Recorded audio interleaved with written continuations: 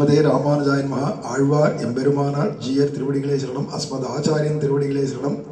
ஸ்ரீசைலேச தயாபாத்திரம் தீபக்தியாதி குணார்ணவம் யதீந்திர பிரவணம் வந்தே ரம்யஜா மாதரம் முனிம் ஸ்ரீமத் கிருஷ்ண சமாஹ்வாய நமோ யாமன சூனுவே அக்கடாட்சைக லக்ஷாணாம் சுலபஸ்ரீதர சதா மண்ணுயிர்காளிங்கே மணவாள மாமுனிவன் பொன்னடியாம் செங்கமல போதுகளை உன்னிச்சரத்தாலே தீண்டில் அமானவனம் நம்மை கரத்தாலே தீண்டல் கடன். திருப்பாவையில் அடுத்தது 27வது பாசுரம். கூடாரி வெல்லும் சீர் கோவிந்தா உந்தன்னை பாடிப்பறை கொண்டு அப்படிங்கிற இடத்துல 3000 படியில் சுவாமி பெரியவாச்சான் பிள்ளை வியாக்கியானத்தில் சொல்றார். உந்தன்னை பாடி அப்படிங்கிற இடத்துல இரண்யாய் நமகா என்கை தவிர்ந்து வகுத்த உன்னுடைய பெயரை சுயம் பிரயோஜனமாக சொல்ல பெறுவதே என்கை கோபீஜன வல்லவனான உன்னை பாடுகையே எங்களுக்கு பிரயோஜனம் போரும் என்ன உமாம் அப்படின்னு வியாக்கியானம் பண்றார். இரண்யாய நமகா அப்படின்னு தான் எல்லாரும் சொல்லணும். இல்லைடா தலையை சீவிடுவோம். இரண்யகசு இவன் பேரை தான் சொல்லணும். நாராயணாய நமகான்னு எவனாவது தப்பி தவறி சொன்னா கூட வதம் பண்ணிடுவான்.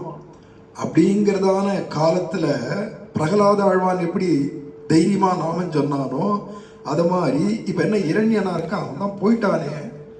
ஆண்டாள் காலத்துல இரண்யனா இருக்கான்னா இல்லை ஆண்டாள் காலத்துல இரண்யன் இல்லை, அதோட மோசம் கலி. இது கலிகாலம், இரண்ய காலம் இல்லை, கலிகாலம். இந்த கலிகாலம் என்ன பண்ணுண்டான்னா இரண்யகசிபு மாதிரி ஆயுதத்தை தூக்கின்னு வராது.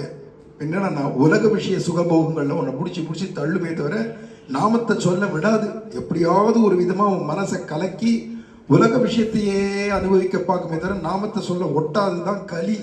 அதுக்கு மீறி தீர புருஷனா யாரோ ஓர் இருவர் நாமத்தை சொல்ல முடியும். அப்படின்றதுனால இரண்யாய நமகா என்கை தவிர்ந்து வகுத்த உன்னுடைய பெயரை இந்த ஜீவாத்மாவுக்கு வகுத்தது அப்படின்னா என்னடான்னா இதுக்கு ஜீவாத்மாவுக்கு ஏற்றது எதிரானா பகவன் நாம சங்கீர்த்தனம் தான். அதுதான் பரம பிரயோஜனம், அதுவே ஸ்வயம் பிரயோஜனம். அதனால உன்னுடைய பெயரை ஸ்வயம் பிரயோஜனமாக சொல்ல பெறுவதே எங்களுக்கு அதிகம் அல்ப பலனையோ புருஷார்த்தமா இருக்கிற வைகுண்டத்தையோ கூட கேட்காத இதுவே பரம பிரயோஜனம், இதுவே எங்களுக்கு பூர்ண பலன் நாமம் சொல்றது அப்படின்னு ஸ்வயம் பிரயோஜனமாக சொல்ல பெறுவதே அப்படின்னு தங்களுக்கு தாங்களே ஆச்சரியப்படலாம்.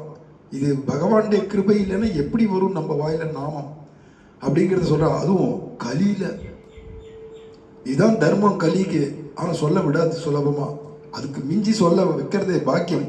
அதுல என்ன பேரிடான்னா கோபி ஜன வல்லபா நமஹா கோபி ஜன வல்லபா கிரிதர கிரிவரதா ஹரி அப்படின்னு நாமாவளியில பாடுறா இல்லையா. கோபி ஜன வல்லபா அப்படிங்கிறத எடுத்து கொடுக்கிறார் பெரியவாச்சான் பிள்ளைங்க வியாக்கியானத்துல. கோபி ஜன வல்லபனான உன்னை பாடுகையே எங்களுக்கு பிரயோஜனம்.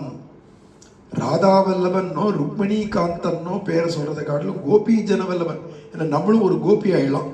நம்ம ராதையா ஆயிட முடியாது, நம்ம பிராட்டியான ருக்மிணி பிராட்டி ஆயிட முடியாது, சத்யபாமாவை போல ஆயிட முடியாது. நம்ம பிராட்டி ஆகிறோமோ இல்லையோ கோபிகள்ல உத்தரன் அகமேகா கோபின்னு நம்மளும் ஒரு கோபியில ஒருத்தி ஆயிடலாம் இல்லையா. அப்ப கோபி ஜனவல்லவா அப்படிங்கிற நாமத்தை சொல்ற பாக்கியம் கிடைச்சதே அப்படிங்கிற உந்தன்னை பாடி அப்படிங்கிற இடத்துக்கு பெரியவாச்சான் பிள்ளை. இதே இடத்துக்கே 6000 படியில் அழகிமனவாள பெருமாள் நாயனார் சொல்றார். வகுத்தவனுடைய பெயரை சுயம் பிரயோஜனமாக பாட பெருகையே வாயினால் பாடி.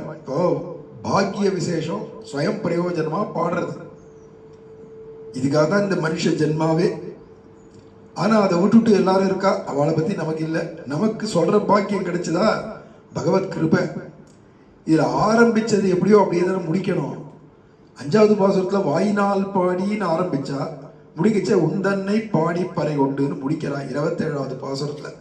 அப்ப ஆரம்பிச்சபடியே உபக்கிரமிச்சபடியே பூர்த்தி பண்ணணுமா இருக்கிறதுனால வாயினால் பாடி என்று உபக்கிரமித்தபடியே நாப்படைத்த பிரயோஜனம் கொள்ள பெற்றோம் அப்படிங்கிறார்.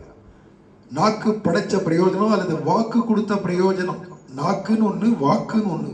இது ரெண்டுத்துக்கும் பிரயோஜனம் ஒன்ன பாடுறது தான் அப்படின்னு திருப்பாவையில சாரத்தை எடுத்து காட்டுறாருங்க. அதோடு இல்லாத உன்னை பாடி என்னாதே உந்தன்னை பாடி என்கிறது அத்தலை இத்தலையாவதே உன் பணியை நாங்கள் ஏறிட்டுக் கொள்வதே அப்படிங்கிறார். நியாயமா பார்த்தா பகவான் தான் நம்மளுடைய பேரை பாடணும். அதுக்கு பதிலாக இப்ப உந்தன்னை பாடி, ஏன்னா ஒன்னை பாடினா ஒன்னை பாடுறதுன்னு அர்த்தம், கோவிந்தனை பாடுறதுன்னு அர்த்தம். உன் தன்னை பாடின்னு சொன்னா அவன் நம்மளை பஜனை பண்ண வேண்டியிருக்க, நம்ம அவன் பேரை சொல்றோமே, இது என்ன ஆச்சரியமா இருக்கே அப்படிங்கிறான். ஏன்னா பகவான் நம்ம பேரை சொன்னாதான் அவன் பேர் நம்ம வாயில வரும். பகவான் நம்மளை நினைச்சாதான் நமக்கு நினைவு, பகவன் நினைவு வரும். எவை வேஷ புருணதே தேன லப்யா, வேதம் சொல்றது. யார பகவான் வரிக்கிறானோ அவளுக்கு தான் கிடைக்கிறான், அல்லது அவளுக்கு தான் அந்த பலன் கிடைக்கிறது. இப்போ பகவத் சங்கல்பம் இல்லாத ஒருத்தனுக்கு ஒன்றும் கிடைச்சிடாது. நிரந்தரம் நான் நினைக்க நீ நினைப்பதாக வேண்டுமே திருமலை செய்கிறான். நம்ம பகவான் நினைக்கணும்னா பகவான் முதல்ல நம்மளை நினைக்கணும். நம்ம அவன் பேரை சொல்லணுமானா அவன் நம்ம பேரை சொல்லணும். நம்ம அவனை சரணம்னு சொல்றதுக்கு முன்னாடி அவன் நம்மள பேரை சொல்லி சரணம்னு சொல்லுவானா. ஏன்னா சுக்ரீவம் சரணம் கதஹா அப்படின்றது போல சுக்ரீவனையே சரணம் அப்படின்னும், சுக்ரீவம் நாதமிச்சதி அப்படின்னும், சுக்ரீவனை நாதனாக அடையிறேன், சுக்ரீவனை சரணம்னு அடையிறேன் அப்படின்லாம் பகவானே சொல்றார். சமுத்திரம் ராகவோ ராஜா சரணங்கதா அப்படின்ன உடனே சமுத்திரராஜனை போய் சரணாகதி பண்றாரு இல்லையா, சுக்ரீவனை போய் சரணாகதி பண்றேன்னு சொல்லிட்டு போறாருன்னா, இப்படி இவன் சொன்னாதான் அவன் பதிலுக்கு சரணம்னு சொல்லுவான். இவன் அவன் பேரை சொன்னாதான் அவன் இவன் பேரை சொல்லுவான்.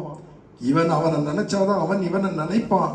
அப்படிங்கிறதுனால யார் முதல்ல செய்யறதுனா பகவான் தான் நம்ம பேரை பாட வேண்டியிருக்க. உந்தன்னை பாடி நாங்கள்லாம் உன் பேரை பாட ஆரம்பிச்சுட்டோமே, என்னன்னா அந்த அளவுக்கு பகவான் நம்ம பேரை பாடியிருக்கான்னு அர்த்தம். அதான் உந்தன்னை பாடி. அப்ப நம்ம பகவானுடைய நாமத்தை சொல்றதுக்கு முன்னாடி பகவான் நம்ம பேரை சொல்லணும் அப்படிங்கிறது இங்க வியாக்கியானத்துல காட்டுறார். அத்தலை இத்தலையாவதே, நீ சொல்ல வேண்டியிருக்க என் நாமத்தை நான் உன்னுடைய நாமத்தை சொல்றோமே கிருஷ்ணா அப்படிங்கிறாளாம். உன் பணியை நாங்கள் ஏறிட்டுக் கொள்வதே அப்படிங்கிறா. இது ரொம்ப ரசமான விஷயம். பகவான் நாமமும் நம்ம வாயில வரணும்னாலோ அதுக்கெல்லாம் ஒரே கதி நடன பகவான் நம்ம பேரை ஸ்மரிக்கணும் அப்படிங்கிறத இங்கே காட்டி முடிச்சார் அழகிய மரவாள பெருமாள் நாயனார். மேலே அடுத்தது வியாக்கியானம் அனுபவிக்கலாம். நாம மகிமை விஷயமான வியாக்கியானம். ஆழ்வார் எம்பெருமானார் ஜீயர் திருவடிகளே சரணம். அஸ்மத் ஆச்சாரியம் திருவடிகளே சரணம். ஸ்ரீமதே ராமானுஜாய நமஹா.